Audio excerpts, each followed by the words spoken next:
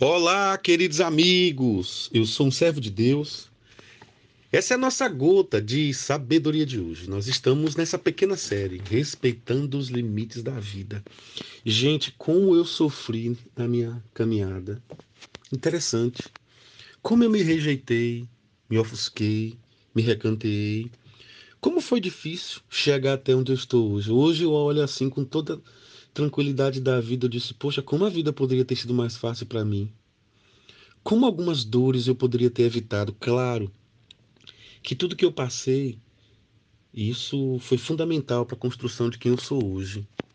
Mas eu confesso a vocês, sei que todas as coisas contribuem para o bem daqueles que amam a Deus, como Paulo diz aos Romanos capítulo 8. Mas sei também que algumas coisas hoje, com o olhar da maturidade cristã, com o olhar da maturidade da vida, com o olhar de quem percebe que tudo que a, a vida da gente traz como dores, como traumas, como esquisitices, como teatralizações interiores, construções que nós fazemos, marcas indeléveis que os outros terminam deixando, rotulações. Diante de tudo isso, poderia ter evitado algumas dores. Dentre tantas coisas eu poderia falar com vocês aqui, mas, por exemplo, eu sempre tive medo de altura. E não tenho tempo de falar tudo aqui, mas quando eu comecei a perceber que eu, quando brincava com os meus primos, sempre aquele medo de altura nas caminhadas, nas idas e vindas, indo à roça, indo à praia, às vezes na carroceria de um caminhão, seja lá onde fosse, no alto de um prédio, no terraço de uma casa, eu tinha aquele medo. E no meu caso, eu penso que aquela brincadeira de jogar uma criança para cima, muito alto, eu acredito que ali foi construído o meu medo de altura. Interessante, vejo com muita tranquilidade isso. E hoje eu enfrento e respeito ao mesmo tempo. Um dia desses a minha filha falou: pai, nós estamos num parque que é tão conhecido quase no mundo todo. Vamos nessa roda gigante? Eu fui com ela numa roda gigante.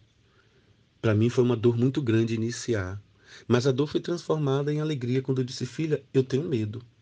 Apesar de ser seu pai, apesar de a sua vida ser marcada por um pai que te protege, eu queria pedir que você me protegesse agora. Aperta minha mão, me abraça. Eu vou, com medo, mas eu vou. Esse é o meu limite. Interessante que naquela roda gigante eu me senti tão bem, protegido por minha filha. O medo continuou e ao mesmo tempo eu enfrentei o medo.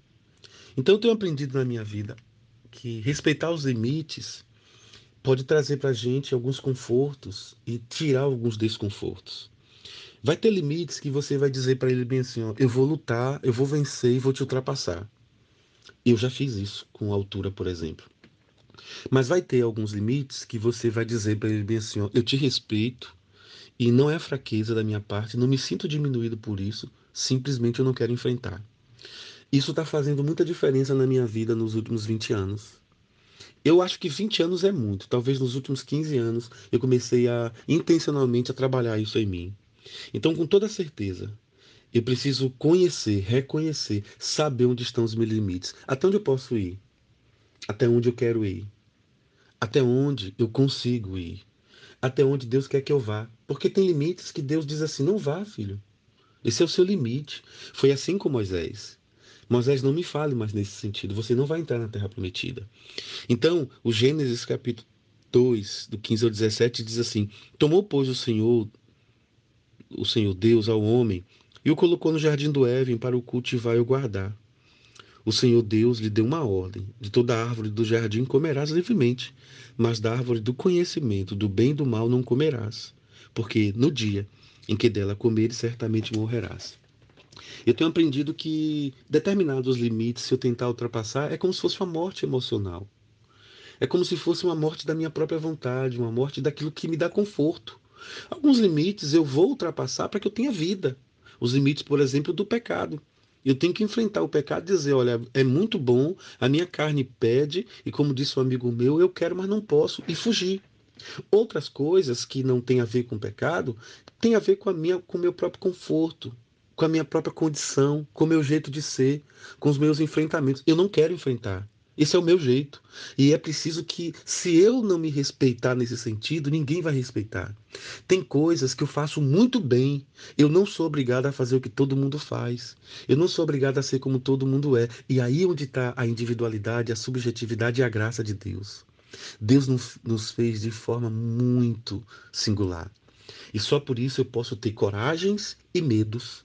Só por isso eu posso romper e me limitar. Então, vencer os limites da vida, às vezes, vai fazer sentido para mim. Outros limites eu vou dizer, não, aqui chegou, aqui eu não vou passar disso aqui. E vou viver feliz, porque outras coisas são muito mais importantes do que esse pequeno limite que se agigantou na minha mente.